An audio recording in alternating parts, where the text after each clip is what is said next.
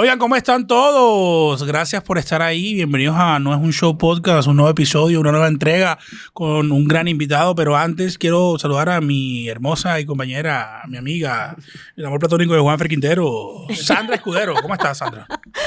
Hola, Andy. Hola a todos los que cada vez se suban más a esto que se llama No es un Show, porque no es un podcast, pero tampoco es un show. Me encanta esa frase, única e irrepetible. ¿Y se creó dónde? En este podcast. Sí, señor. Así es. Y para darle coba a Andy, él fue el que creó la frase. No. Que si después no digo eso, entonces me dice, miénteme que me encanta. No digas eso. Igual gracias por invitarme a tu podcast. Un episodio más donde me siento como un invitado más. El podcast de Sandra. Pero no solamente la gente que nos sigue le damos las gracias, sino a la gente que nos pregunta cómo salir en estas pantallas, sí, o salir en los reels o en las colaboraciones o en todo lo que tenemos en publicidad de No es un Show. Muy fácil, aquí aparece un número en pantalla donde puedes contactarnos o escribirnos al correo electrónico para que puedas pautar tu marca, tu emprendimiento, tu marca personal, lo que tú quieras aquí en No es un Show para posicionar más y llegar a más personas. Y también tenemos ¿qué, Sandra? Hay algo que se llama No es un Show in situ. ¡Diablo, qué duro me la pusiste! Lo cual quiere decir que si tú quieres potencializar aún más tu marca, nosotros vamos allá, a tu local, si eres emprendedor, si eres pues, una empresa, un restaurante que quiere probar con el mundo digital, que ya no es una opción, sino una necesidad y una realidad, pues allá vamos a estar con ustedes y por supuesto compartiendo una experiencia diferente cuando es un show in situ. Claro que sí, todo esto se traslada a tu lugar, o a tu empresa, a tu marca, donde tú quieras, se traslada y grabamos allá contigo, con ustedes, con sus historias de vida. Y la gente dice, no, es que el digital y tal. Pregúntale al número que aparece en pantalla, los números de aquí, y te vas a dar cuenta que tenemos mucha gente que nos ve. Gracias a ustedes. Los amamos y suscríbete. Bueno, Sandra, tenemos invitado crack. Recrack. Ídolo. Genio. Figura.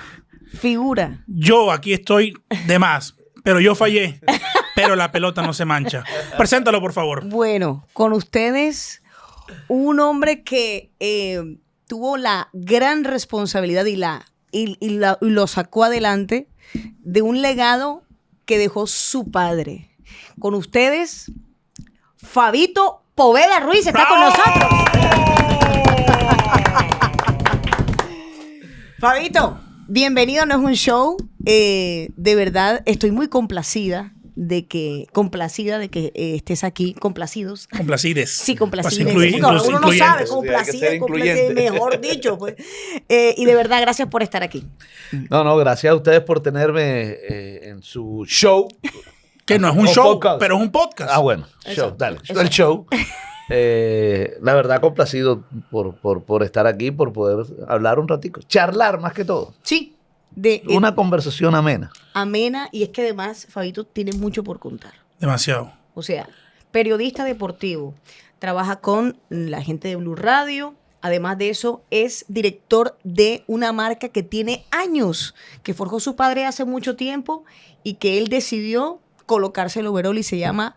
Te lo voy a decir así porque eso hace parte de mi infancia. Deporte espectacular. Claro. Con Fabio Poveda Márquez. Mira, esa marca hace parte de los grandes recuerdos de mi infancia, Fabito. Y por eso yo sé que esta charla va a ser muy especial. Sí, es cierto, Sandra. Y para ser exacto, está cumpliendo 51 años ese programa. Wow. Nació en 1973 y está cumpliendo 51 años y sí, eso que tú dices es cierto. Muchos constantemente me dicen, yo me levantaba para ir al colegio cuando escuchaba la marcha. Es cierto. Escuchaba la marcha porque la ponían sus papás, por supuesto, y bueno, eso es un honor para mí. Por eso yo, desde el momento en que mi papá falleció, dije, nunca le voy a cambiar la marcha. Y sigue siendo, porque yo le he podido dejar el mismo ritmo, la misma marcha, pero quitarle el Fabio Poveda Márquez. Correcto. Pero yo dije, no, se queda igual, porque es algo que identifica tanto que no lo podía cambiar y ahí sigue. Además, también está en DirecTV Sports, representando a nivel internacional. Sí. De fútbol se habla así. Sí. Gran programa. Y bueno, un trotamundos del periodismo deportivo. Sí. Y una persona que ahorita hablamos, y es muy curioso, porque él ha estado en la generación análoga, y la generación digital. Sí, señor. Y eso creo que no cualquiera lo puede hacer y bien. Porque mucha gente, te lo digo yo, cuando empecé a estudiar periodismo, la gente no sabe que soy periodista, ¿no? Yo sí soy periodista. Cuando estudié periodismo, obviamente yo también empecé en cierto momento en lo análogo y en el periodismo tradicional, pero ya estaba metiéndose esto de lo digital. Sí. Y ya yo siempre fui muy curioso y la vaina. Y había mucha gente reacia a voy a pasar y hacer el switch de esto. Entonces tú lo has podido hacer. Sí. Y quiero empezar por ahí, porque no sé si te costó, cómo lo viste y cómo lo visionaste en su momento.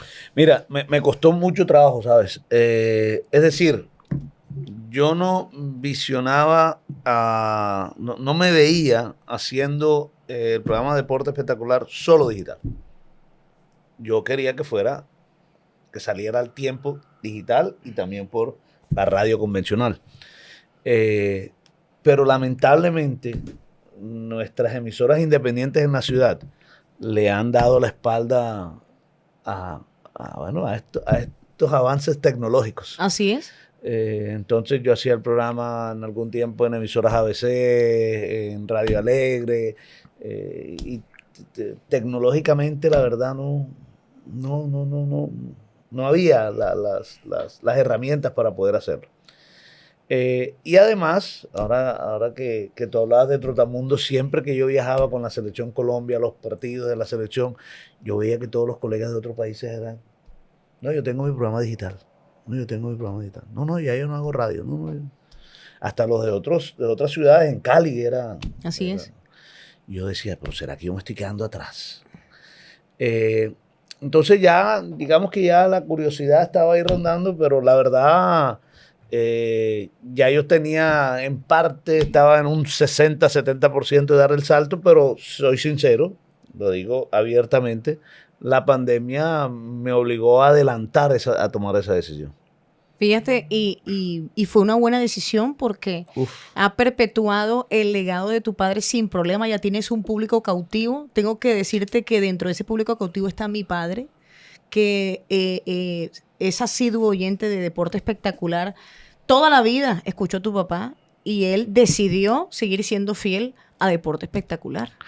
¿Sabe, Sandra, que a esos oyentes, digamos que fueron los que me ayudaron a tomar la decisión más rápidamente? Porque a esos oyentes, a esos fieles oyentes, yo les decía, bueno, tú escuchas Deporte Espectacular de muchos años. Entonces esos eran los que yo le preguntaba porque son los tradicionales que la radio convencional es. Claro. Exacto. Entonces, pero yo les empecé a preguntar a amigos y a todo el que tenía la oportunidad, ven acá, ¿tú por dónde me escuchas?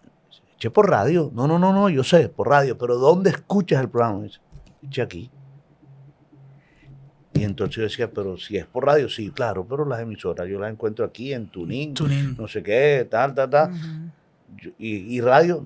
Eso fue otra señal. Y radio, no, ya yo no tengo radio, el único radio que tengo está en el carro. Claro. Me decían. Y yo, bueno, pero entonces si ya me sintonizan aquí, lo único es que me dejan sintonizar en otro lado, pero ahí mismo. Claro. Es más, debo decirte algo. Mi papá no tiene redes. Mira, para que tú veas que estoy hablándote de un oyente fiel. Mi papá no tiene redes. No le interesa tener redes. Lo único que abrió fue Facebook para escuchar Deporte Espectacular. No tiene ni una sola foto. Qué bueno. Humberto, tú buscas Humberto Escudero en Facebook. No tiene una sola foto, no tiene un solo comentario. Él solamente lo abrió fue para eso. Para seguir a Fabito. Para que veas, mira. Es buenísimo. Eso, lo que hoy le dicen engagement, que es lo que ha existido toda la vida, el público fiel, la fanaticada, como decía Diomedes, mi fanaticada y tal. Señor. Entonces, hoy lo que es ese nicho y esa comunidad que tiene. Fabio, tú desde niño siempre te gustó, o sea, de pronto esta pregunta es como, o puede ser tonta, pero una cosa es que tu papá haya sido el maestro del periodismo, pero a veces en casa de herrero, cuchillo de palo, dicen por ahí. Total. ¿A ti te pasó eso o siempre fue tu pasión? Es que a mí mi pasión siempre fue el deporte. Ok. Y mi papá me inculcó siempre la pasión por el deporte. Yo hasta con 1,65 m hasta basquetbol jugué. Yo era con deporte en el colegio, sí. Practiqué de todo. Jugué béisbol, jugué, bueno, como le digo, voleibol, basquetbol. En el colegio Liceo Cervantes jugué de todo. Claro. Y jugaba béisbol en La Victoria. Entonces, mi pasión siempre fue el deporte. Y como mi pasión era el deporte, yo decía, bueno, pero Yo por ahí intenté jugar al fútbol, me di cuenta que no iba a ser lo mío profesionalmente, no, sí, representé al Atlántico, jugué fútbol universitario allá en los Estados Unidos, pero hasta ahí. Entonces yo dije, bueno, ¿qué puedo hacer yo para trabajar en lo que amo, que es el deporte?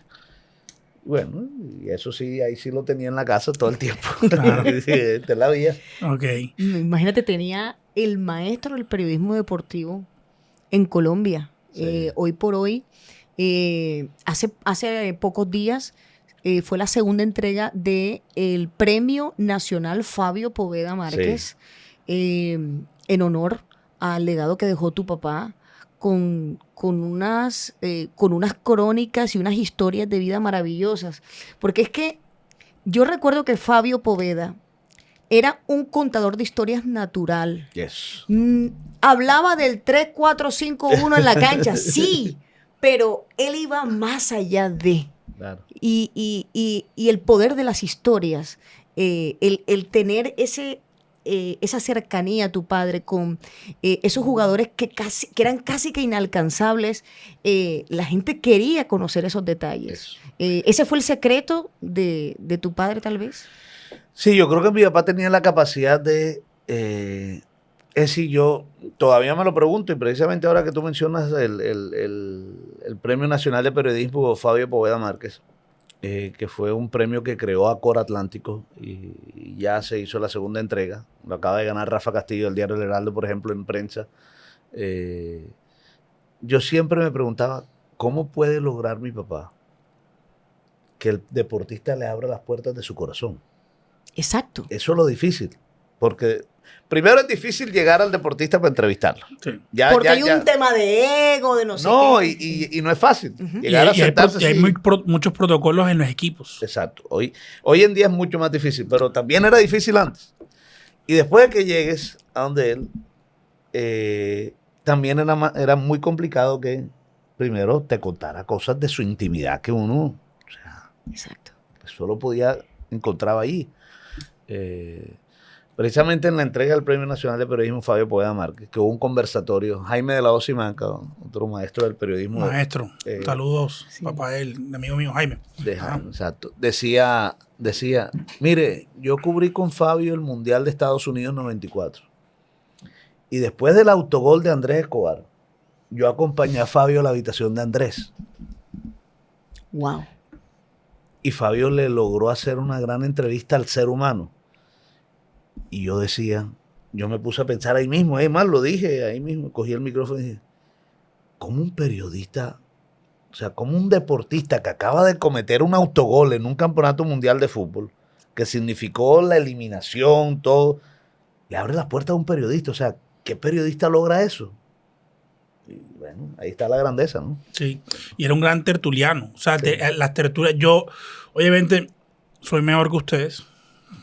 Por mucho, no mentira. Soy mejor que ustedes. Pero No, sí no. recuerdo mi infancia.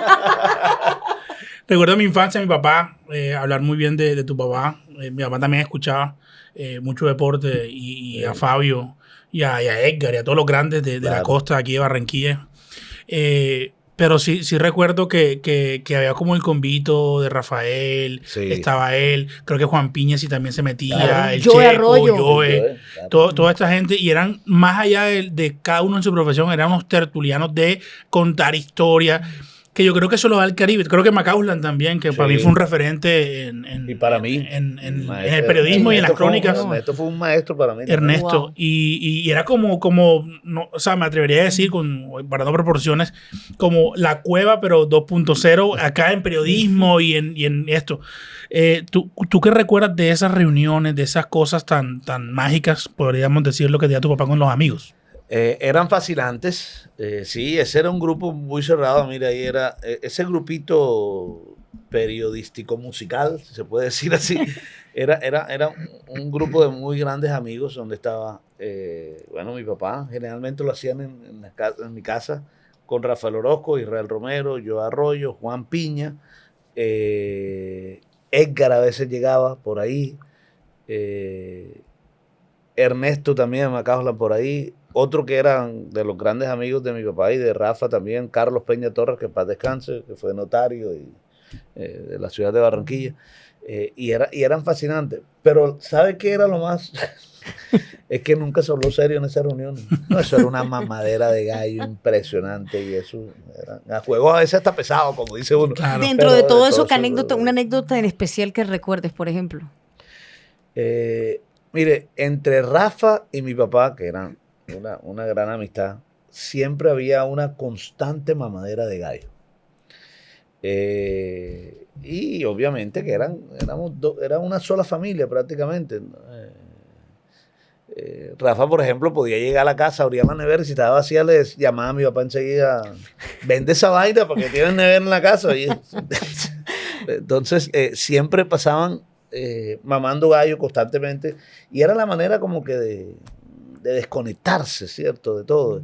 Y claro, le tocaba trasnochar era uno, porque con ellos, con esa bulla en la casa, trasnochar a uno porque como todos esos músicos los fines de semana estaban tocando, Claro. entonces las tertulias eran entre semana.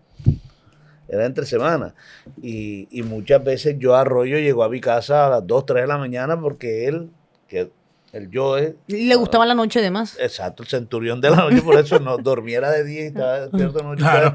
buscaba con quién hablar por lo menos. Y claro, paraba era en la casa porque mi papá era el que le podía abrir, los otros no, Rafa, todos le decían, no, aquí no vas a venir a joder hasta ahora. Y lo zafaban, mi papá sí le abría la puerta. Ok. Entonces, muchas veces me tocó, ¿verdad?, abrir la puerta al yo a las 3 de la mañana porque sin trago, sin nada, porque Y hoy en no día, tenía que hacer en la casa. hoy en día tú, por ejemplo, o con los años, después de mirar hacia atrás, ¿no te pasa que fuiste o estuviste en momentos con personajes que son historia, no solo a nivel local ni nacional, sino también puede ser internacional, con todos esos artistas, obviamente tu papá también, pero bueno, cuando es papá hay otra visión, pero digamos que, no sé, el Joe, Rafael, o sea, darte cuenta hoy de los monstruos que tenías, que tú lo veías de pronto en ese momento siendo más joven, Sí. como uno más, como el amigo de mi papá. Correcto. Y tú sabes una cosa que en aquella época, no sé por qué, a medida que va avanzando la vida, uno como que las personas de más edad no las ve, te voy a decir la palabra, tan viejos Exacto. como Ajá. antes, porque es que Ajá. antes la expectativa de vida era menor, entonces uno los veía mayores. Sí, total. Te pongo el ejemplo, yo a Rafael Orozco lo veía como otro papá para mí, un señor, y resulta que Rafael Orozco murió de 38 añitos. Ni siquiera, 38 ni añitos siquiera llegó a los 40 y uno años. lo veía como un señor y yo lo veía que se vestía, sí, moderno, pero como un señor y todo, o sea, Claro. y resulta que tenía 38 añitos. Entonces, sí, a mí me pasaba, afortunadamente, mire, uno de los grandes éxitos, creo yo, que para seguir en este camino que heredé de mi papá fue que yo, de alguna manera, me convertí en amigos de los amigos de mi papá. Los respetaba, claro, pero de alguna manera fui amigo de ellos. Claro. Entonces, fui amigo de Rafa, fui amigo de Israel, fui amigo del Joe. Entonces, llegó un momento en que yo los saludaba como Fabio Poveda Jr. y no como el hijo de Fabio Poveda Márquez. Correcto. Entonces, eso, yo creo que sí. Yo traté de alimentar las amistades que mi papá me dejó también. Qué bien. Oh, Hablando sobre las grandes amistades de Fabio Poveda Márquez y entendiendo que tú eras un testigo ocular, tal vez el más disciplinado, por decirlo de alguna forma, porque era el que le abría la puerta al Joe, era el que incluso los jugadores de la selección Colombia, vamos a hablar de, por ejemplo, la selección Colombia de Redín, del pibe Valderrama, en fin, que todos eran estrellas, estaban allí, cerca de ti, Sí. un acceso total. La niñez de Fabio Poveda Ruiz definitivamente no fue igual a la de los otros niños que de pronto decían, wow, es que tienes acceso a todos ellos, bendito Dios. Claro.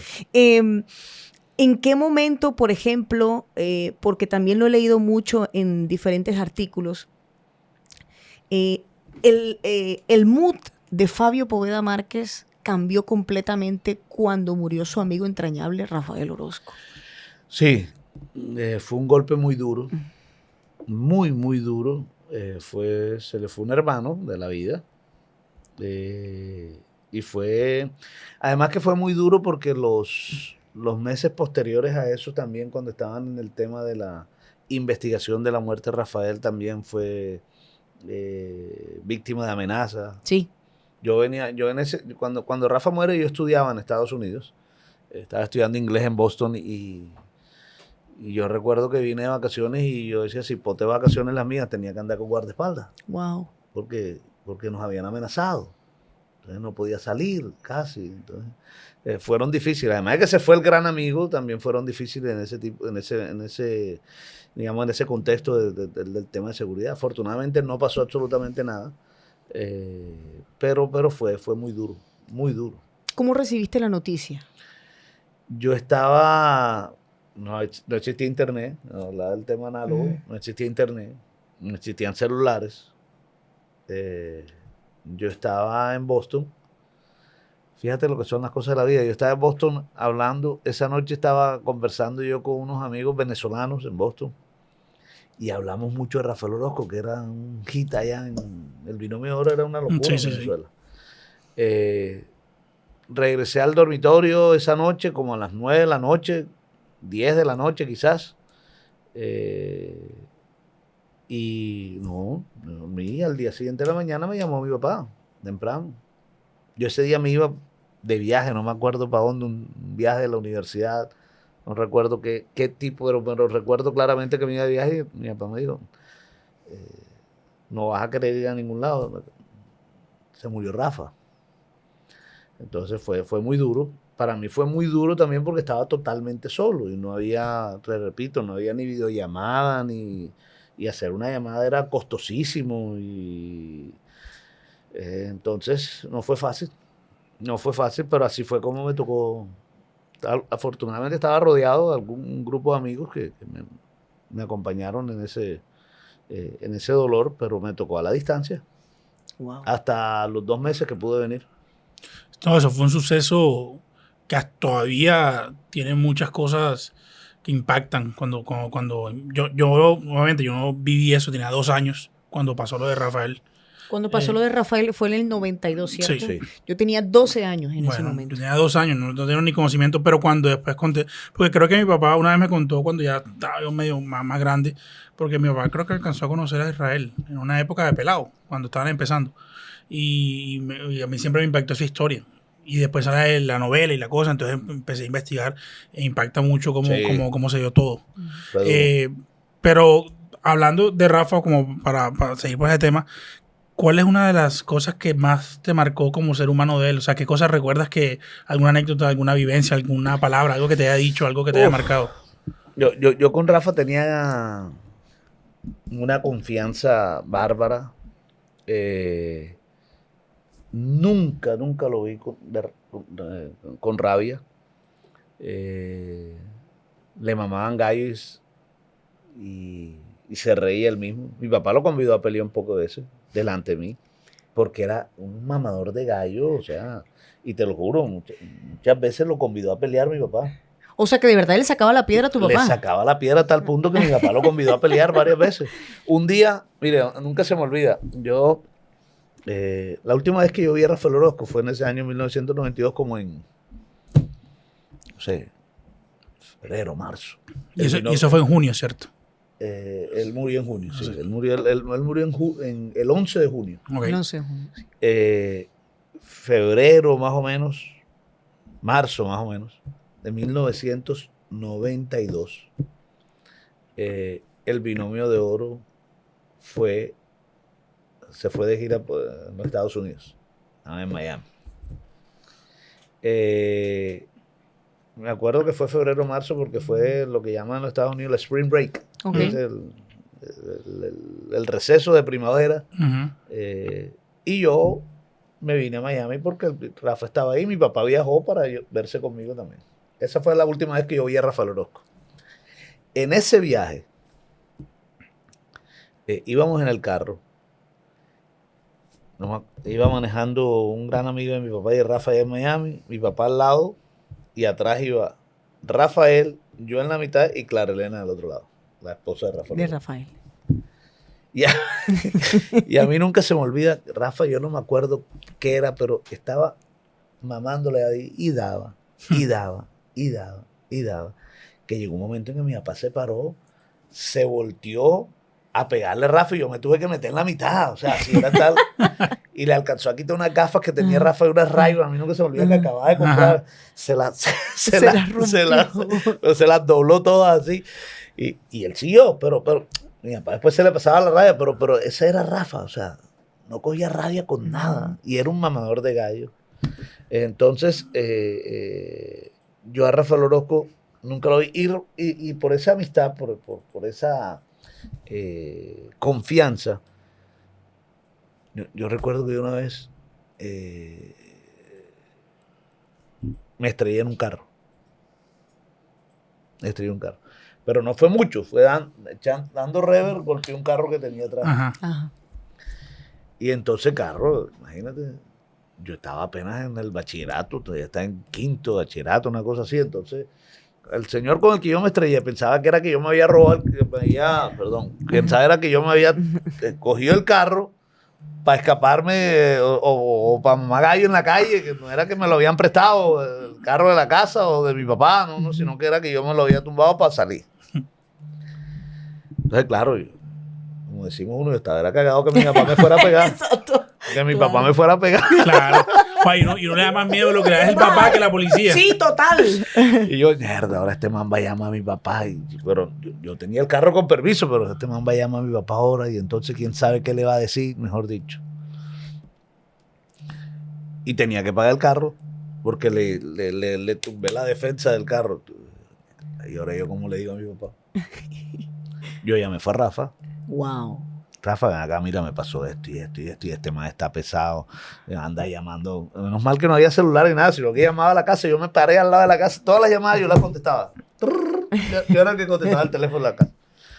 Y yo le dije, Rafa, ven ahí. Rafa fue el que me solucionó el problema. O sea, ese era el nivel de confianza, es lo que te digo. Sí, era como otro papá, pero también había Claro. una gran amistad. Esa complicidad, la confianza de tú saber que tú en esos momentos podías contar con Rafa. Y tú te imaginas, es que Sí. yo tengo mis memorias de mi infancia y preadolescencia de los 90 y principios de 2000. Y yo recuerdo que cuando un famoso era famoso. No es como ahora que las redes sociales hacen ver más cercano. Claro, Entonces yo me imagino Fama a este descendiendo, man ¿no? llamando, voy a llamar a un amigo mío. Voy a llamar a un amigo de mi papá y llega Rafael Orozco. Llega Rafael Orozco, Cuando ¿te tú dices, imaginas? oye, qué capo este pelado. Pero ahí que quiere que solucione y tal. Que cántame una estrofa y ya Sí, dejamos claro, así.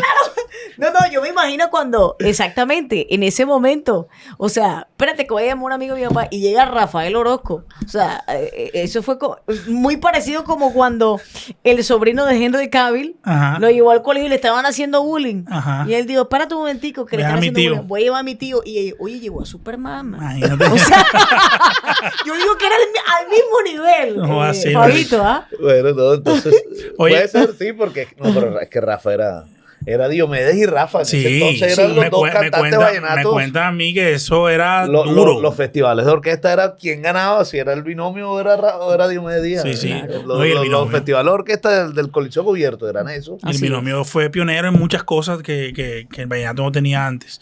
Oye, Rafa, yo quería preguntarte una Rafa? cosa. ¿Qué Rafa? Che, ¿qué pasa? En memoria a Rafa, un saludo en el cielo. Fabio, una cosa que quería preguntarte es, hay una cosa que se llama Nepo Baby, que es una vaina que sufren muchos hijos de grandes artistas o famosos. Obviamente en esa época no teníamos ni idea que se llamaba así, pero en algún momento, obviamente el cariño de tu padre, que tienes a tu padre, lo has manifestado toda la vida y el legado que has dejado, pero en algún momento cuando empiezas esto, el de periodismo deportivo, de seguir tú y hacer tu propia historia, quizás algún pensamiento llegó a tu mente como que, guay, yo quiero hacer mi nombre, que obviamente lo has hecho tú, pero en ese momento era una tarea muy difícil y a lo mejor mucha gente quería tildarte como el hijo de y no darte el valor, o no sé si te pasó, cuéntame. Sí, claro, me pasó y me sigue pasando. O sea, es decir, ese peso que carga uno sobre los hombros es imposible quitárselo. Eso va a ser eterno. Además porque llevo el mismo nombre.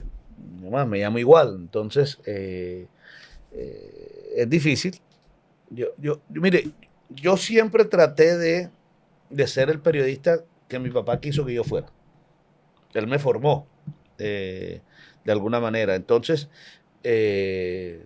yo siempre he dicho que yo, sí, en la universidad uno aprende mucho, pero yo aprendí mucho más. Tuve la fortuna de trabajar con mi papá. Claro. Entonces, aprendí mucho ahí, no viéndolo trabajar, sino trabajar de la mano de él, que es diferente. Entonces, le aprendí mucho a él. Pero obviamente que como todo esto y los avances tecnológicos, todo esto va avanzando, digamos que sí, he cambiado muchas cosas del periodismo que él practicaba. Que yo sé que también le hubiera tocado hacerlo, porque es que nadie se puede quedar siendo el mismo porque si no se muere. Así Claro. es.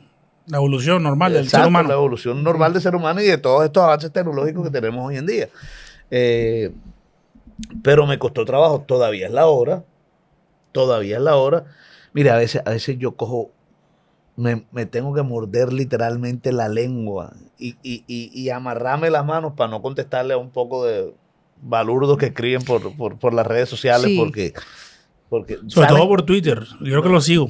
sí, entonces salen, ya, yo antes contestaba, Sí. pero de unos años para acá dije, no le contesto a más nadie, ni para bien ni para mal. Yo los leo, a muchas cosas los leo, lo que me escriben, leo comentarios, muchas cosas. Pero obviamente no puedo leer todo, pero a veces escriben unas cosas, uf, y entonces tengo que recordarles también cosas. Y es que a la hora de, Ahora, a por la hora de ejemplo, comentar fútbol, todo el mundo es experto. tal. Entonces ahora, por ejemplo, con el tema de Arturo Reyes, Uf. no, me dio una piedra un día que me escribió, no sé, que no fue uno, fueron varios. Ujú. Tu papá se está revolcando en su tumba porque tú estás defendiendo a Arturo Reyes. Dios mío. Entonces, miren, este episodio de Arturo Reyes lo viví yo con mi papá. Yo tuve que salir escoltado con mi papá del estadio porque nos iban a agredir cuando mi papá en 1985 defendía a Roberto Marcos Saporiti. O sea, no crean que esto lo estoy viendo yo por primera vez, le tuve que decir. ¿Ustedes creen que la vida de mi papá de periodista también fue un color de rosa siempre? Tuvo gente, ustedes, los seguidores, en ese entonces nada más por radio, porque no existían las redes sociales, también tenían contra, así como ustedes ahora me están atacando a mí también. O sea, también contarle a la gente muchas cosas porque la ignorancia es necia. Claro. Correcto. Y la gente a veces se toma mal la palabra ignorante, porque ignorantes somos todos. Yo no soy un carajo de medicina. Soy un ignorante de la medicina. Todos somos ignorantes todos de ignoramos algo. algo. Así es. Todos somos ignorantes de algo, somos ignorantes. Entonces, a veces toca Pero si difícil. te das cuenta la diferencia. Pero ese peso a mí me gusta, ¿sabes? A mí, yo ese reto lo asumo. Sí. Lo he asumido Tal siempre. vez en un principio te dio duro, pero ya puedes entender que en el camino, conviviendo con las redes sociales, como decíamos de un principio, no como una opción, sino ya como una necesidad, Sí. tú simplemente ya lo sobrellevas y listo. Correcto. No, y además que él ya, o sea, obviamente ser hijo de Fabio Poveda Márquez fue un impulso enorme y todavía lo sigue siendo, pero él ha escrito su propia historia Así y es un es. grande en el periodismo y un referente. O sea, no, lo digo yo que cuando estaba en el periodismo, yo fui periodista deportivo en un momento, después me jodí la rodilla y no seguí más.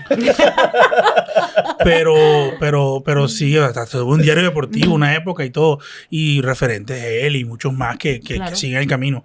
Y lo que te iba a decir es, ¿viste lo que es ser un profesional de verdad? Este man, yo voy a la pelea que tengo en Twitter yo soy una desgracia. Pero- Este man, no, No, mira ese que yo en tipo- 1900, el otro día me reventé a trompar con Twitter Argentina, los cogí, me los culié a todos, marica, a todos.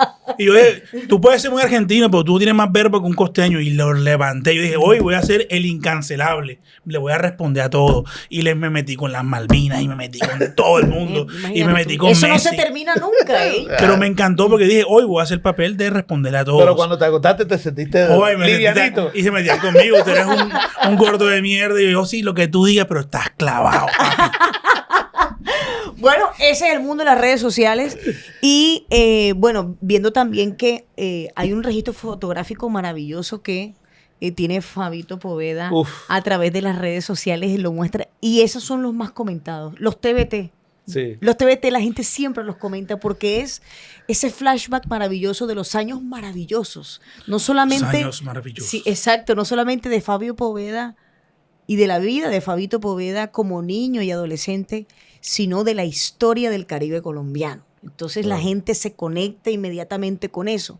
Y veo muchas fotografías en donde, o sea, todo un privilegio. Tu papá tuvo la oportunidad de entrevistar a Mohamed Ali, tuvo la oportunidad, por decir algunos, a Diego Armando Maradona, en fin, por decir algunos. Mike Tyson. En fin.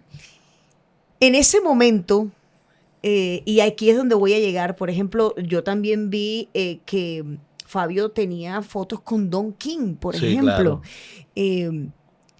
Papá no era bilingüe, pero el hombre hacía relaciones sí o sí. Quien era bilingüe era Fabito Poveda. Sí. Entonces cuéntanos un poco cómo era ese match, cómo ustedes se acompañaban y en qué momento Fabito Poveda de pronto sintió un poquito de temor de dejarte un grande al lado. Ajá, mijo, ¿y tú qué vas a hacer? Defiéndete. Sí. Como... Mi papá no era bilingüe y mi papá de joven, en su época de estudiante. ¿Sabes que una historia de mi papá que de pronto la gente no sabe es que mi papá en algún momento iba a ser cura? Y mi papá estudió en seminario. Entonces en el seminario mi papá estudió latín. Mi papá nada más hablaba español. Pero como estudió latín, te entendía a la perfección las lenguas provenientes del latín. Mi papá te entendía el portugués y el italiano a la perfección. O sea, él podía leer... Lenguas romances. Las lenguas romances. Él podía leer el italiano y el portugués. Lo leía, o sea, te iba traduciendo exactamente. De pronto la palabra no sabía, pero por la manera como viene en todo el latín, él sabía que decía. Entonces fue un inquieto también por el tema del inglés y él, autodidacta ahí, medio, como decía uno, medio chapaleaba ahí algunas palabras. Y con esas pocas palabras ahí, lo que medio se aprende, bueno, logró hacerle... alguna que otra pregunta a esos grandes, en especial boxeadores norteamericanos. Pero siempre se las ingeniaba de alguna manera. Hay una foto célebre, por ejemplo, de mi papá, uno de los grandes boxeadores latinoamericanos, nicaragüense Alexis Argüello, que en paz descanse. Uno de los grandes, el flaco de oro, le decían, era un supercampeón nicaragüense. Y mi papá una vez logró que Alexis Argüello, que ya era un supercampeón, le sirviera de traductor para entrevistar a Sugar Ray Leonard, por ejemplo. Wow. Entonces, de alguna manera se valía para claro, lograr la entrevista. Pero esa falta del inglés, mi papá decía, por no hablar inglés, me cohibí de muchas cosas. Yo hubo una pelea de Mohamed Ali y tenía a mi alrededor tantas cosas que no podía hacer nada. De pronto le podía... Yo cogía un diccionario, no sé qué, formulaba una pregunta, se la leía y de pronto se la hacía y él contestaba y ya, pero no era más, no podía ahondar, no podía hacer una entrevista. Aún así, tu papá nunca se varó. No se varó. Nunca. Pero a raíz de eso mi papá me decía, hey, si tú quieres ser alguien en la vida tienes que hablar inglés. O sea, siempre me lo dijo. Yo sí, lo que aprendí en el bachillerato, pero no. Por eso tan pronto yo me gradué, mi papá lo primero que me dijo es, antes de que empiece a estudiar, te me vas a estudiar inglés. Y me fui. Y me mandó para allá, para Boston, donde nadie hablaba español. Ahí, ¿dónde es? Te me vas para allá. Y para allá me mandó. Y cuando te digo me mandó. Yo llegué a... Bueno, se hizo la vuelta a la universidad, toda la cosa, todo, pero yo llegué a Boston con un papelito donde estaba la dirección para donde iba. Y así, desde ese primer momento al taxista. Entonces... O hablaba o me moría de hambre, porque allá no es Miami, allá sí nadie hablaba en aquel entonces, pues, porque hoy en día, obviamente, digamos que... Ha crecido la claro, población. cada vez llegan más latinos a los Estados Unidos, entonces, y eso fue uno de los grandes logros en mi vida. Creo que hablar inglés me ha ayudado, no te imaginas, y en los países en donde ni te imaginas. Buenísimo, porque además yo tengo que confesarle a Fabito que en todo este conglomerado de periodistas deportivos del Caribe, el primer periodista deportivo que yo vi que era bilingüe era Fabito Poveda. Y ahí está la importancia. Sí. O sea, papá lo supo, claro, y lo proyectó de esa forma. Qué bien. Oye, yo quiero hablar de los TBT también tuyos y que me cuentes, por ejemplo, yo soy muy, muy, muy fanático en el fútbol de Maradona. Para mí está Maradona y después el resto. Y eso que no lo vi en su prime. A pesar de que le dijiste a los argentinos, están clavados y todo. sí. No, una cosa no tiene que ver con la otra. Cómete los choripanes. Una cosa no tiene que ver con la otra. Están clavados, pero Maradona es Maradona. Saludos a Twitter Argentina, los amo. El Diego. Es que no solamente por el fútbol, sino por lo que representa. Yo soy Oye, muy... ahora que ella hace, tú sabes que ese día en el estadio yo estaba al lado de un compañero de trabajo argentino, gran amigo, Juan José Buscalia. Me estaba llamando ahorita, ¿viste? Me Me estaba di llam- cuenta. Sí, me estaba llamando Juan De ahora. coach. Ajá. Y sabe que a mí no me gustó eso. El día del partido Colombia-Argentina. No me gustó. Lo de Life is Life. Claro. De Ups. Porque de pronto estaba sonando en los altoparlantes. Yo le dije a Juanjo, tú que eres argentino, ¿qué te parece Claro, esto? se motiva el Diego. Y me dijo enseguida Juanjo, ¿y tú crees que nosotros le vamos a poner allá en Argentina un disco colombiano? Jamás. Y aquí poniéndole nosotros lindo, pues poniéndole el disquito a ellos. Pues. Pues es que, y de ahí salió el man, de ahí salió el man de los choripanes, que te acuerdas que nosotros lo perrateamos. Me cagan a pedo. Exacto. Sí, sí. Me cagan a pedo, mis amigos, pero la pelota no se mancha. Yo vi. El gaucho malambero. Joda. Sí. Mejor dicho, el man es de ponedera. De Palambo. Del barrio Buenos Aires. Del barrio, Buenos Aires. del barrio Buenos Aires, y porque se comió un choripán, entonces ahora habla así. Oye, bueno. Entonces Maradona es tu ídolo. Maradona en el fútbol, pero más allá, porque es que yo soy muy fantasioso y soy cineasta, entonces más allá, Messi puede ser el récord más, lo que tú quieras, pero Maradona representó algo más allá que Messi. Por eso para mí Maradona es más. Claro. Eso puede ser muy discutible y ahora me cagan a pedo en los comentarios. Pero cuéntame cómo cuando lo entrevistaste, creo que varias veces o una vez en el 2014, si mal no estoy. Lo vi varias veces, pero lo entrevisté una sola vez en el 2014. ¿Te recuerdas esa experiencia? ¿Cómo fue? ¿Cómo te sentiste? Cuéntame. Claro, estaba en el Campeonato Mundial del 2014 en Brasil. Yo la primera vez que vi a Maradona fue cuando vino a Argentina aquí en 1986. Mi papá era muy amigo de Carlos Salvador Vilardo. Y fui al Hotel El Prado con mi papá, porque él fue a saludar a Carlos Salvador Vilardo. Entré al comedor y ahí vi a Maradona por primera vez, allá sentado, cenando. Y yo me lo quedaba mirando así. Wow. ¿Cuántos años tenía, Maradona Fabito? Prime. Yo tenía 12, 13 años. Imagínate tú, o sea, eso. El Diego. 13 años. Yo veía a Maradona allá a la distancia. Mi papá hablando con Vilardo. Era Vilardo, yo ni le paraba bola a Vilardo. Yo mirando a Maradona. Yo nada más miraba a Maradona. Entonces, y claro, 13 años, pero yo ni acercármele, ni mi papá tampoco. Era una cosa de respeto. Por Disculpa, supuesto. ahí fue la famosa foto de él con la camisa del Junior. ¿Fue en ese mismo hotel o fue en otro momento? No sé sabes. si fue en ese hotel. No recuerdo. Ok.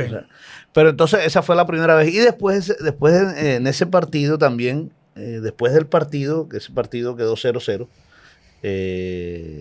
me acuerdo que Argentina atacó. Me acuerdo que mi papá al día siguiente tituló Argentina 0, Goyen 0, que era el arquero de Junior. Tapó de todo ese día Carlos Mario Goyen, un uruguayo. Y después bajé con mi papá al camerino. Ese día yo quedé decepcionado de Diego Armando Maradona. Porque, claro, eran otras épocas con la seguridad, la gente entraba, imagínate, ahí se colaba todo el mundo al camerino y todo el mundo rodeando, y yo iba detrás de Maradona queriendo un autógrafo de Maradona. En ese entonces no era que celular y que para tomar fotos era imposible, porque primero tenías que conseguir un fotógrafo. Exacto. O alguien que tuviera cámara, y no era fácil. Entonces, yo recuerdo que Diego. Mi papá estaba trabajando, pero yo me fui detrás de Maradona. Diego, un autógrafo. Y yo leí el plumero y un pedacito de papel. Y él hizo algo que yo dije, sí, cuando yo veo, ¿cuál autógrafo? Ni que nada. Diego Maradona escribió hizo un garabato ahí. Y yo quedé decepcionado de Maradona, porque yo dije, fíjate, este man lo que hizo fue a burlarse de mí. Claro. Sí. Eras Y un yo niño de era 12 un años. niño. Te rompió el Claro, corazón, Maradona. Exacto, me quedé decepcionado de él. Pero gracias a ese amor, entre comillas, mi papá hacia Maradona, porque mi papá era un admirador de la vida de Maradona. Lo buscó por todos lados, lo entrevistó muchas veces, cada vez que volvió al fútbol, cuando fue a Sevilla, en fin, mi papá buscó a Maradona por todo y ganó un premio nacional de periodismo Simón Bolívar con un trabajo que se llamaba El Planeta Maradona. Entonces, yo era un admirador de Maradona también, y porque había leído mucho de él, de su vida, en fin. En el Mundial de Brasil 2014, en el Centro Internacional de Prensa, el estudio de Blue Radio estaba diagonal al estudio de Telesur. Telesur. el IBC se paralizaba cada vez que llegaba Maradona. Maradona llegaba tipo 6 de la tarde al IBC. Ya a esa hora ya yo había terminado mi trabajo desde las 4. Y yo me quedaba casi todos los días nada más para esperar a Maradona. Nada más para verlo llegar. Mucha gente le lograba pedir un autógrafo. Me acuerdo que César Corredor, que trabajaba con nosotros, Barbarita, Sí. de Sábado Felices, compró el balón oficial y Maradona se lo firmó. Y yo quería ver a Maradona. Y lo veía y lo saludaba. Diego. Y él le decía a todo el mundo. No había podido tomarme una foto durante el Campeonato Mundial. En ese Campeonato Mundial, Blue Radio contrató a Faustino Asprilla para que fuera comentarista invitado de Blue Radio en el Campeonato Mundial. Entonces yo anduve con Faustino por todo Brasil, porque como yo era, digamos que el periodista flotante, yo era el periodista el que mandaban para todos lados. Okay. Había un grupo que se quedaba y yo era el que viajaba. A mí me mandaron para la inauguración, de ahí me mandaron para otro lado, no sé qué, los partidos de Colombia. Yo era el que cubría la selección Colombia, entonces pasaba viajando. Entonces, cuando yo estaba en el IBC, yo quería quedarme en el IBC a ver a Diego. Hasta que eliminaron a Colombia. Cuando eliminaron a Colombia, todo fue ahí en Río de Janeiro. Entonces, yo decía, ¿y cómo voy a hacer yo con Maradona? O sea, yo necesito algo. Y yo andaba con Faustino, y Faustino, bueno, desde antes era amigo mío y todo. Un día estábamos sentados ahí en el IBC, en el estudio de Blue Radio, cuando llega un argentino. Faustino, sí, dime. Mira, yo soy productor del programa de Maradona. Le dijo a Faustino. Yo soy productor del programa de Maradona. Maradona te quiere invitar a su programa. ¿Puedes ir? Faustino, por supuesto, inmediatamente dijo que sí. Lo hacía al lado de Víctor Hugo Morales. Llamaba, de zurda con Maradona. De zurda con Maradona. Cuando le dijeron eso a Faustino, yo a Faustino, no me despego de ti. Por el carajo. ¡Este es mi momento! Yo aquí, el estudio de Telesur, chiquitico, o sea, bueno, acá afuera, donde estaban los equipos, sí, obviamente, había salas de estar muy grandes, tal, pero el estudio como tal, donde estaba el set, era muy pequeñito, nada más cabían ellos dos, había 3 camarógrafos, porque eran 3 cámaras, y ahí no entraba nadie. Cuando te digo nadie. Pero yo le decía, Faustino, no me despego de ti. Y yo entré. Es más, yo tengo videos, yo grabé videos y después se los di a Faustino. Faustino, mira todo lo que grabé, joda, gracias. Y yo entré ahí. Ese fue en la entrevista donde le preguntó que se había salido en las ojos. Exacto. Esa Se había traído en Playboy. Le dio en Playboy. Ese video lo grabé yo desde mi celular también. Así. Fabito, en serio. Claro, te voy a decir, ese es obviamente. uno de mis videos favoritos, Claro. porque la risa de Maradona es contagiosa. Contagiosa. Y que saliste en la portada, en la tapa de Playboy, Sí, le dice. sí. Y bueno, entonces yo estaba ahí. Cuando terminó la entrevista, yo le dije, Fausto, bueno, Diego, te presento un gran amigo mío. Ya yo había visto a Maradona cuando pesaba 300 kilos más, en la despedida del Pibe Del Valderrama. Pibe en 2003. Allá en la sede de Colechera, en un almacén que tenían en la Circunvalar, él estaba sentado con el Pibe y yo le dije, mono, desde acá le llaman, compadre, ven. Y yo me tuve una foto con los dos. Y Faustino, el Pibe le dijo, Diego, mira, un gran amigo. Yo me tomé una foto, pero Maradona pesaba 300 kilos en ese entonces. Sí. Yo quería entrevistar a Maradona.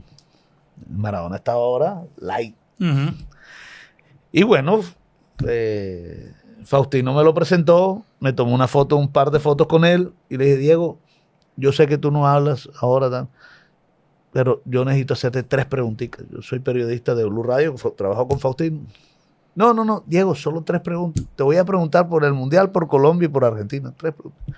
Le pregunté como 2 preguntas más y me dio la entrevista. Duró una entrevista corta, como de 3 minutos, pero yo en ese momento sí la hice perfectamente. Cuando yo salí de ahí, te lo juro que empecé a dar saltos porque pensé que había sido un gran logro periodístico. Para mí era algo sensacional y, bueno, uno de los grandes logros. Yo hice un collage enseguida, hice un layout de la foto de mi papá entrevistándolo y yo entrevistándolo abajo. 20 y no después. alcanzaste a decirle Sí, antes. eso te iba a preguntar. No pude. Yo fui un niño en la época en el Junior. No. En ese momento yo nada más aproveché el tiempo para la entrevista.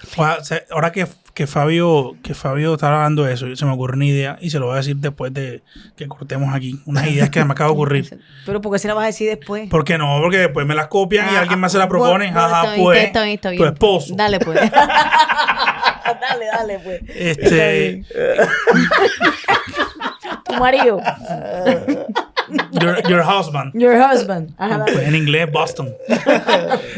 Fabio, ¿qué otros personajes, jugadores te han impactado así? Por ejemplo, esta historia de Maradona, que otros jugadores así tú ya como que, wow, lo conseguí, o deportistas en general, o lo que sea. Sí, bueno, lo de Maradona fue porque, bueno, por la figura que era Maradona, por supuesto, por la relación que había tenido con mi papá. Pero ahí mismo en ese Mundial de Brasil 2014, por ejemplo, te pongo el ejemplo de que ese fue un ídolo mío de infancia. Yo un día iba saliendo del IBC y venía entrando Zico. ¡Wow! Zico. Y yo, Zico, no puede ser. Y yo enseguida, regálame una foto. Bueno, y ahí sí iba con celulares. Claro. Sí, claro. Y una vez vi a Falcao, porque es que esa selección de Brasil 82. Sí, yo creo 82, que, la que no fue campeona, pero exacto, tenía todo para hacerlo. Campeón sin corona. Exactamente. Entonces esa selección me marcó. Entonces ahí en ese mundial vi a Falcao y a Zico. Pero yo creo que Dios ha sido muy bueno conmigo. Yo siempre he dicho que soy un bendecido por Dios. Cada día de mi vida me manda unas cosas que me hacen amarlo cada día más. Y a lo largo de toda mi carrera, que he tenido la fortuna de viajar mucho, me he encontrado con unas figuras. La verdad que no a todos los he podido entrevistar, pero el solo estar con ellos en los Juegos Olímpicos de Río en 2016, por ejemplo, estaba en la zona internacional de la Villa Olímpica y de pronto se apareció Rafa Nadal, por ejemplo. Dios Ella se mea. Pero literal. Y vi a Rafa Nadal y yo, no, Rafa, una foto. Enseguida, una foto. Mide como 2 metros. Bajo Venus Williams. Entonces, wow. Dios, yo me he encontrado con unas figuras de esas. Claro, imagínate. No. Que son una cosa que, bueno, Sí, inexplicable y privilegio, sí. pero y que me ha ayudado mucho a... por ejemplo, en la final del Campeonato Mundial de Rusia 2018, Ajá. íbamos entrando al estadio, el profesor Javier Castel, Juan José Buscalia, todo el combo de Blue Radio, Carlos Alberto Morales, que hoy es el número 1 de Caracol Televisión en la narración, y junto con nosotros, así haciendo la fila para entrar, de pronto, Marco Van Basten. No te lo puedo creer. Te lo juro que hicimos fila todos para tomar una foto con Van Basten, pero no hay que yo le hablé en inglés, yo le dije, pero es que no queremos una foto de todo el grupo, sino uno por uno. No, tranquilo, uno por uno. Entonces, claro, imagínate, fueron 6 fotos. Oye, ¿sabes lo bueno de eso? Bueno, aquí, obviamente, que mucha gente, como hay mucho joven, y yo como fuera viejo, pero yo era friki del fútbol, lo que pasa es que me lesioné, repito. yo era enfermo, o sea, yo sabía todas las historias, o sea, yo me preparé para ser periodista deportivo, pero después me decepcioné. Pero que te iba a decir que estas grandes figuras del pasado son muy poco acaparadoras, o sea, muy poca gente la acapara tanto sí, como si te encuentran, no sé, a Messi o a... No, las redes sociales, el poder entonces, de las redes sociales. Bacano que uno se encuentra, por ejemplo, Ruth Gullit, por ejemplo. Ruth Gullit. No es tan hoy en día, pero tú lo ves, es una leyenda, un circo, una cosa así. O sea, estamos hablando de una selección de la naranja mecánica de Italia 90, ¿no? Van Basten, sí, Van Basten en los años 90 y no, y ganaron una Eurocopa. Goleador 88. Ruth Gullit, Frank Rijkaard, Marco Van Basten, o sea, tenía una super selección. Así es. Cuando todavía le decíamos Holanda, ahora Países Bajos. Ahora Países Bajos. Sí, goleador del Milan, múltiple campeón con Arrigo Sacchi. Uno de los goles más históricos de la Eurocopa en ese año, 1988, así de volea, la hizo él. Crack. Bueno, momentos históricos de la selección Colombia. ¿En qué momento estaba Fabito? ¿Ya estaba en el ejercicio del periodismo? Por ejemplo, el 5-0. En el 5-0 no estuve. La historia del 5-0 es fascinante porque yo estudiaba en Estados Unidos, estaba estudiando en Carolina del Norte, fue cuando empecé a estudiar mi carrera allá, y yo sabía que ese día jugaba Colombia-Argentina. Entonces, claro, cuando yo más o menos calculé que ya se había acabado el partido, te repito, nada de internet ni nada. O sea, no pudiste ver los goles. Y ver el partido por allá, nada. Uh-huh. Yo llamé a la casa, contestó una tía mía. Y yo, imagínate, no hay nadie en la casa, mi tía no debe ni saber, decía yo. Yo, tía, ¿cómo quedó el partido? No, que ganó Colombia 5-0. No, mi tía, dígame la verdad. No, sí que 5-0. Tía, ¿no será que perdimos 5-0 y usted me está diciendo que ganó? No, sí, esto es una locura, está todo el mundo revolucionado y yo no lo podía creer. Claro. Así me enteré del 5-0. Bendito Dios. Claro. Fíjate cuando, Pero yo en el ¿Cuándo 5-0 no te estuve. Pero momentos históricos de selección Colombia. Bueno, el gol de James en el Maracaná, yo estaba ahí. wow. El gol de James en el Maracaná, el gol ese fascinante. Bueno, la clasificación a Brasil. Estuve en todos los partidos, afortunadamente. La clasificación al Mundial de Rusia 2018, el gol de Jerry Mina a los ingleses también, que fue un No, que eso momento, fue- el 1-1, que después perdimos en penales, Sí. pero bueno. Pero fue espectacular, claro que. Y que eso fue un partido en la tarde, tipo 5 o 6 de la tarde. No sé, yo estaba Sí. en Europa, entonces me daba la hora. Era la Ok. misma hora de allá. Era la misma Bueno, hora de O sea, allá, una sí. hora al menos Sí. Una hora, en sí. Francia. Era Ok. una hora más en Rusia. Ujú. Y otro momento, bueno, yo diría que el momento más sublime, lo que pasa es que de pronto la gente por debajea lo que es, pero yo estuve el día que ganamos la Copa América de 2001. Ah, claro. Que eso. Momento El histórico. único, Por eso- el único trofeo que tenemos fue ese. Y eso es un mérito para Sí. la Claro. historia de la Y selección bueno, y colombiana. recientemente ahora la final de la Copa América la hice toda en Estados Unidos. La verdad que fue también ese triunfo ante la selección de Uruguay, clasificar a la final fue una sensación indescriptible. Ha estado en lugares donde muchísimas personas quisieran estar y pasa lo que todo el mundo dice, hey, la pasa bien, trabaja en lo que le gusta, No, claro. le pagan por eso Sí. y está con No hay en mayor, grandes. no hay mayor satisfacción que hacer lo que te gusta, que Claro. vivir de lo que te gusta. Claro. Y yo amo mi profesión, adoro mi profesión. Pero fíjate que tú me preguntas por logros de la selección Colombia y yo creo que aunque son muchos, pero yo creo que la mayor satisfacción, creo yo, Ujú. que viví como periodista, yo diría que el hit de Edgar Rentería con los Marlins. 97. No, eso fue 97. histórico, eso fue maravilloso. Yo estaba ahí. Además que lo sentí muy mío, primero porque era Edgar, que lo conocía de niño. Yo jugué béisbol con Edgar Rentería. Aquí cuando jugamos en La Victoria, en Montecristo, yo jugaba béisbol, nos enfrentábamos mucho. Creo que en algún momento llegamos a jugar en algún equipo. Pero además porque yo trabajaba con los Marlins. Dominabas el inglés, además. Yo estaba de eso, estudiando, en ese exacto. momento yo estaba estudiando, pero yo trabajaba con los Marlins. Yo escribía en la revista de los Marlins que se llama Marlins Mensual, la revista en español. Y trabajaba en el departamento de comunicaciones, del departamento de comunicaciones que hacía la revista. Entonces lo sentí muy, muy de Claro. cerca. Pero cuando Edgar conectó ese hit, eso fue una sensación, imagínense. Una locura. Grande. Esos son de las páginas gloriosas del deporte colombiano. Bueno, voy a dar unas cifras que de pronto pueden tener sentimientos encontrados. Hablemos de un ranking interesante y al mismo tiempo un poco triste. Mira esto que me encontré, pero es que esto hace parte de nuestra historia caribe. El ranking de los sepelios más concurridos en los últimos 100 años en la capital del Atlántico. Tírala pues. Escucha esto. Lo lidera Joe Arroyo con 80,000 personas. El segundo puesto, Rafael Orozco con 50,000 personas. Y el tercero, Fabio Poveda Márquez con 30,000 personas. En el cuarto lugar aparece Fernando Orejita Núñez.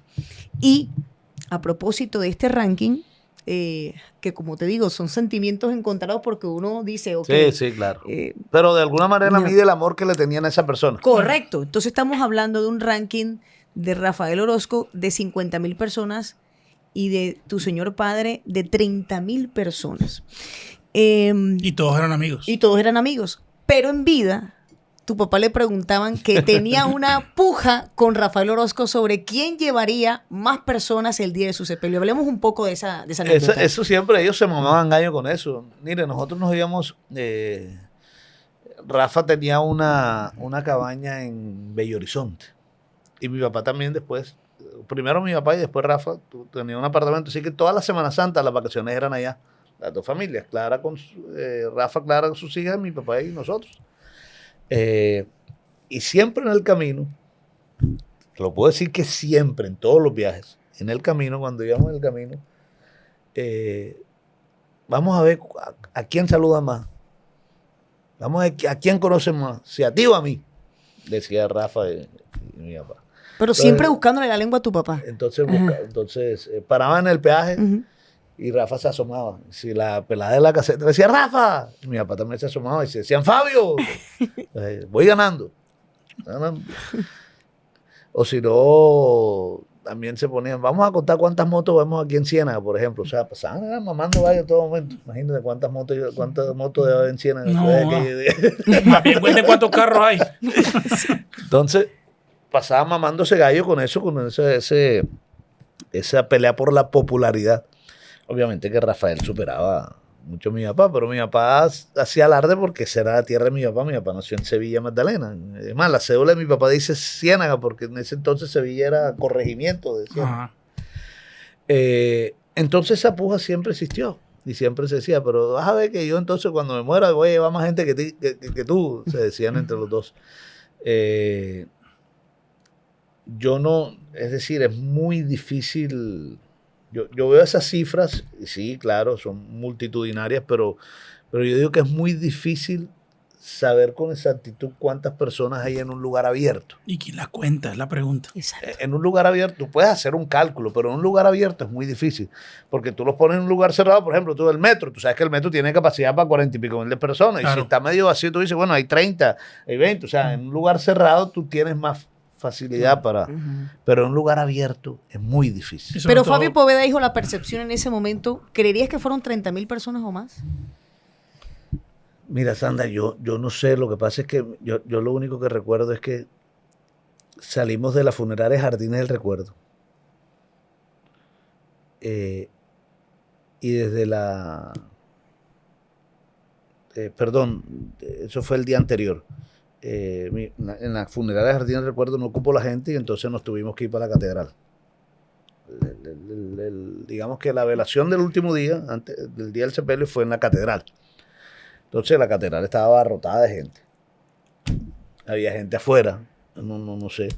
Pero lo que sí recuerdo es que desde la catedral, no dejaron montar, el pueblo no dejó montar a mi papá en el carro fúnebre y dijeron que lo iban a cargar hasta el estadio Romelio Martínez. Entonces, de ahí de la catedral, caminamos hasta la 46, o sea, esa es la 53, creo que es. 53, Sí, sí. sí. Vimos la catedral, cogimos la 46 y hacia arriba. Cuando llegamos al Romelio Martínez, la gente, allá estaba la carroza esperándolo, tampoco quiso. Y la gente cargó el ataúd de mi papá hasta Jardines del Recuerdo. Wow. O sea, fueron 12 kilómetros caminando con el ataúd en hombros. Y se turnaban y uno cambiaba, pero llevaron el ataúd hasta allá. El sepelio de mi papá fue de noche. Lo recuerdo. Porque cuando llegamos allá fueron 12 kilómetros caminando, fue de noche. De noche. Entonces yo digo que es muy difícil. Yo no sé si eran 30.000 o si eran 50.000, pero demasiada gente. El cariño era bastante. Sí. Sí, demasiado. Mucho, Demasiado. mucho. La audiencia, como le decía yo en un principio, Fabio dejó una audiencia huérfana. Sí. Y ahí, bueno, un peso sobre los hombros de Fabito de ¿y ahora qué haré yo? Pero fíjate tú cómo la vida, las mismas experiencias y pues todo ese bagaje maravilloso del periodismo deportivo que dejó Fabio Poveda en Fabito Poveda, pues está teniendo sus frutos. Si tuvieras a tu papá en este momento aquí enfrente, ¿qué le dirías ahora mismo? No, serían tantas cosas. Bueno, o sea, yo recuerdo a mi papá cada día de mi vida. Mi papá ya se fue hace 26, 27 años y sigo recordando a mi papá cada día de mi vida. Y mira, yo a veces estoy en medio de un dilema de no sé qué hacer y yo lo primero que me pregunto es ¿qué haría mi papá en esta situación? Exacto. Es la primera pregunta que me hago. Entonces no sé, serían tantas cosas. No sé, mi papá no tuvo hijas. Yo me imagino que con sus nietas se hubiera vuelto loco.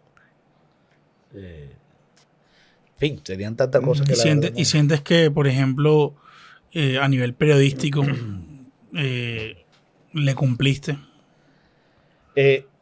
A lo que quizás él vio en ti. Mi papá era muy exigente. Seguramente donde esté me estará exigiendo muchas cosas. Muchísimas cosas, seguramente. Pero por lo menos a mí me queda la satisfacción de que yo sé que no me he quedado de brazos cruzados. Claro. Y siempre he querido más y más y querido cubrir más eventos. Yo, por ejemplo, hoy estuve en el entrenamiento del Junior.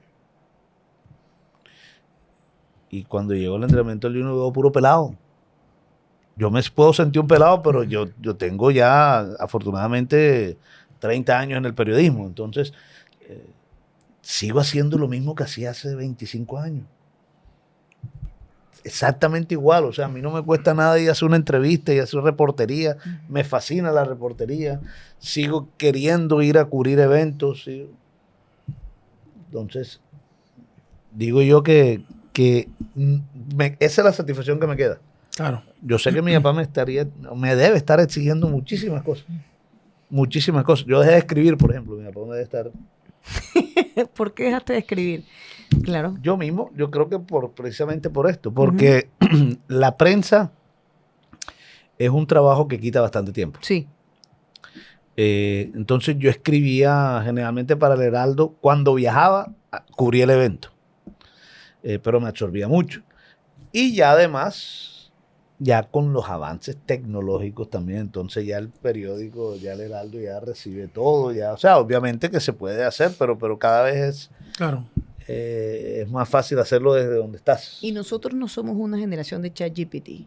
O sea, es decir, yo tengo que escribir ahora una columna. Voy a escribir. Escribe una. No, yo me niego a eso. O sea, si de verdad voy a escribir una columna de opinión, tiene que ser mi opinión. Claro. En serio, así me cueste trabajo, así tenga que correr la milla extra. O sea, nosotros no fuimos formados de esa forma. Sí. Entonces, pues yo pienso que somos privilegiados. Eres un privilegiado en, pues, adaptarte a los cambios, Fabito. Te felicito porque has estado en las dos aguas y lo has hecho perfectamente, lo has hecho muy bien. No has perdido vigencia. El legado de tu papá de Deporte Espectacular sigue. Ahí está el barco está flotando. El barco está flotando todavía y eso claro. Eso es de admirar. No, sí, 50 años, no se dice muy rápido. No, es sin duda alguna el programa deportivo más antiguo de la radio colombiana. Claro.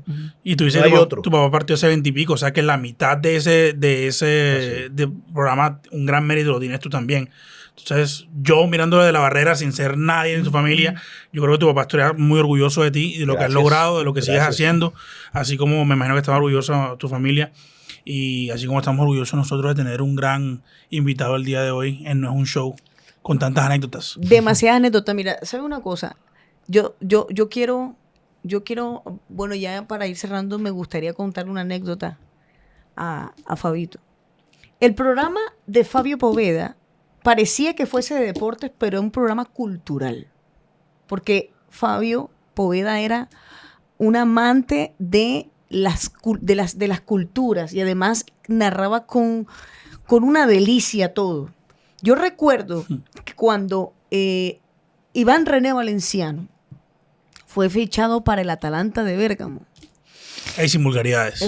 Por favor.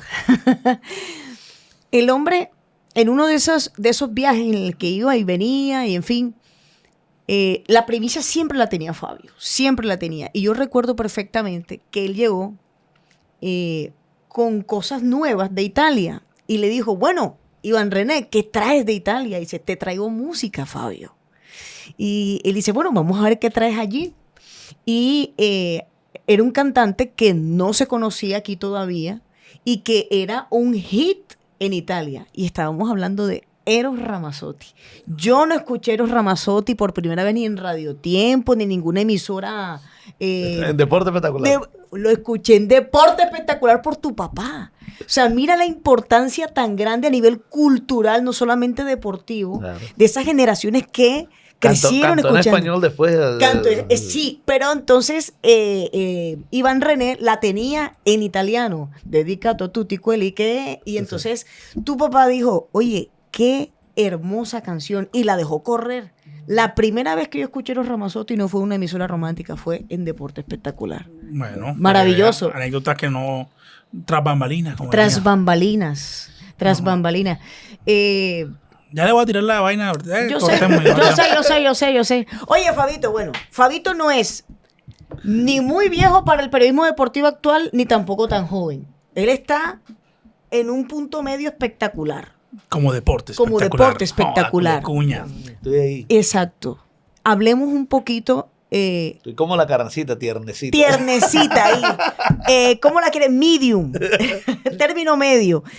Fabito, hay bastante pelado ahora queriendo hablar, comentar de fútbol. Y también está la generación que pues tiene la experiencia, pero de pronto se está quedando en algunos conceptos. Consejo para esas generaciones y que no existe ese conflicto generacional en cuanto a un tema que es bastante discutido, que es el periodismo deportivo, cuando todo el mundo cree tener la razón. Sandra, mira, primero que todo yo le digo a todos los estudiantes de comunicación social, cuando me invitan a veces a las universidades a que les diga, primero le digo, no se conviertan en... ¿Ustedes quieren ser periodistas deportivos? Me dicen, sí, periodistas deportivos. Pero es que no parece que quisieran ser periodistas futboleros, no deportivos.